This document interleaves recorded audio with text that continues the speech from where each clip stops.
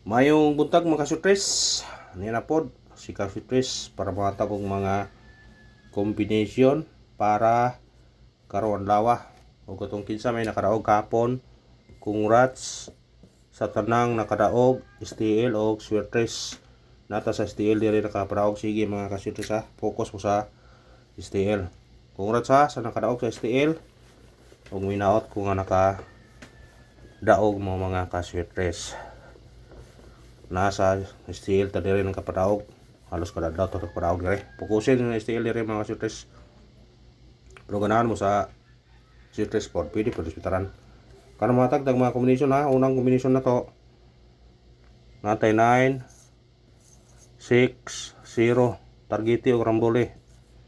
Tay sa swertres, tay sa STL. Kana mga kaswertres, respetare. Ikanawang kombi na to.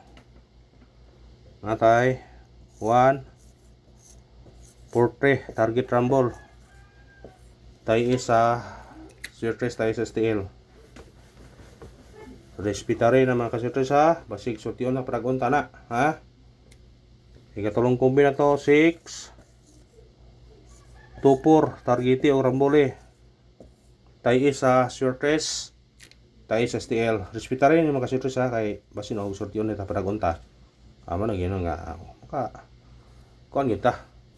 Makatabang magamay kung kustion. Pero kung di mo kuan sa number, murag di mo kusunada, ay lang po ninyo magduke.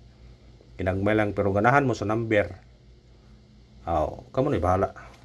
Kay kanitong number to ni nadyo gayon na nga mo gawas gyud. Ha? Mo nga respetare gyud ninyo. Basin di ay makatabang po ninyo ni. May problema ni mga kaswertres kay libre man itong number o tanang kuan dire.